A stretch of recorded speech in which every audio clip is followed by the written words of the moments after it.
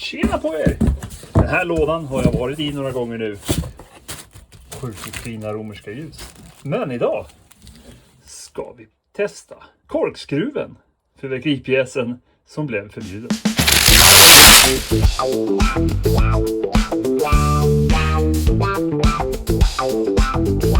Riktigt trist väder idag hörni.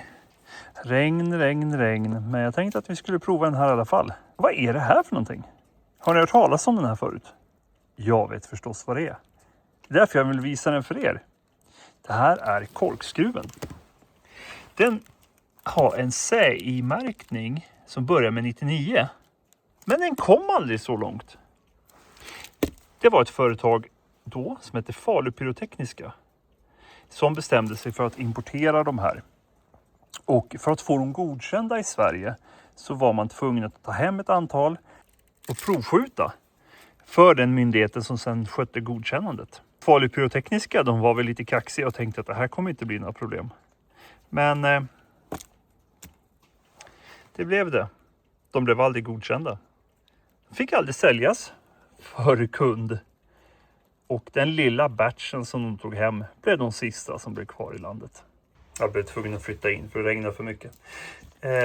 Nu för tiden så är det CE-märkning på de här grejerna. Och det sköts ju av tillverkarna oftast direkt i Kina då för att få dem godkända.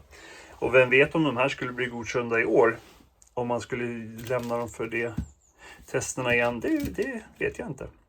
Det finns i Europa någonting som heter Circoblitz som fungerar ungefär likadant. Hur funkar de här då? Jo, man ställer dem på ett plant underlag. Tänder stubinen. Den börjar rotera. Och efter någon tiondels sekund så tänds det en raketmotor här bak. Och den här flyger iväg. Upp i luften. Och sen så exploderar den med glitter och stjärnor. Varför de här inte blev godkända? Det är för att de är kategoriskt usla på att flyga åt det hållet man vill. Av de som har provat de här, jag har aldrig provat dem, säger att det säkraste stället att stå på när de här tänds är 1/2 meter bredvid dem sittandes på huk. För sen åker de precis åt vilket håll de vill. Så jag kommer prova de här med hjälm på, det kan jag ju lova. Om jag inte tänker helt fel så är de här ganska lika. Funkas de här laser balls? De här funkar lite likadant. Man ställer dem på backen och sen så roterar de och så sticker de iväg. Och de flyger ju också åt alla håll. Och i de där så har man ju dessutom en sprängladdning eller en kravadladdning och stjärnor och grejer som smäller. Jag ser fram emot det här. Ja, då går vi ner till någon lämplig skjutplats då. Jag vet inte riktigt vart jag vågar skjuta de här krabaterna. Jag tror att det där är lite för nära huset. Så jag tror att jag får ta med mig den där ner på åkern istället. Det här är helt fantastiskt. Bonden har varit här och gödslat. Ja, jag behöver inte säga mer. Nu har jag väl tänkt lite så här då, mina vänner, att även fast jag säger att den ska vara helt plan, kanske inte ni ser, så lutar den lite bortåt. Så ställer vi en sån här och sen får vi springa en bit. Under till här finns det en raketdysa. Om den ska vara uppåt eller neråt, det framgår liksom inte riktigt av instruktionen. Men det lär vi väl märka. Var den tar vägen någonstans? Vi ställer den med den här öppningen neråt. Korkskruven. Ska vi se om vi kan förstå varför du blev bannlyst.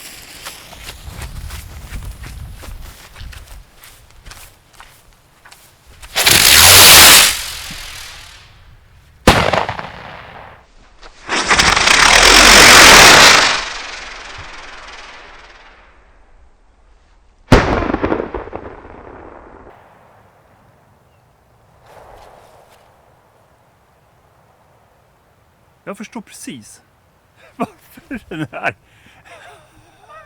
blir ju helt... Det där var det värsta jag har sett.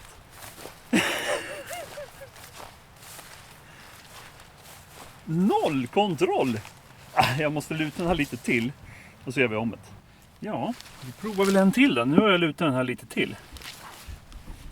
Om det hjälper, det vet jag inte. Men nu kör vi. Helt galen grej.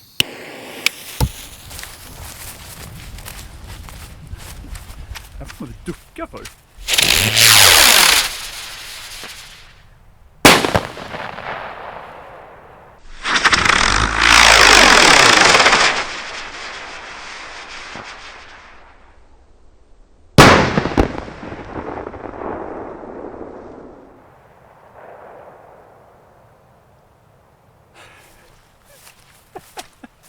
Ja, jag vet att jag skjuter det här när det är ljust. Men jag ville se hur det ser ut. Och man kan... Ja. Okej, jag ska spara några tills det är mörkt och prova en annan gång. Men jag förstår varför man inte tillät den här modellen för konsument. För det är många rutor man har haft kvar. Man skjuter en packer såna här. Ja. Nu gör vi av resten av det här gänget då. Ska de hamna på hyllan kanske? Eller ska vi skjuta några till? Vi får väl... Kommer nog glad tillrop. Eller förtjänar de en plats i en hylla, de här stackarna. Ha det bäst hörni. Och där kanske ni trodde det var slut. Men nej, det var det inte. Och nu regnar det också smattans. För på vägen tillbaka, när jag skulle packa ihop så kom jag på en sak. Att jag tror jag vet hur jag ska få de här att funka bättre. För alltså det som händer med de här är att när stubinen brinner ner hit så är det här hålet lite så snett borrat, gör att den här ska börja rotera. Det hörde man ju när den får iväg. Och sen att den då spinner så stabiliseras den och sen tänds raketmotorn i botten här. Och sen så flyger den iväg. Om man lägger den här i ett rör så borde det här funka miljoner gånger bättre. Så, jag var och hämtat ett rör. Här hade jag när jag sköt mina röksaluter, visade det sig vara. Så jag tänkte vi lägger den så där. Sen ska jag försöka göra det här med en hand. Att tända denna. Och sen hamnar det i röret. Och sen så tror jag att den här kommer att stabiliseras och flyga åt rätt håll. För det som gör att de här flyger lite konstigt är nog att de inte har fått sin spin än. Att de snurrar för långsamt och därför sticker de liksom åt fel håll. Det är som en gevärskula ungefär. Okej, nu får vi ta och rappa oss på det för nu börjar det regna mer. Jag väcker stubinen lite grann så att den håller sig uppe. Så att när stubinen brunner förbi där ska den rasa ner i hålet. Så nu kör vi och ser om det här funkar. Ah! Ner med dig. Flyg rak nu din rackare.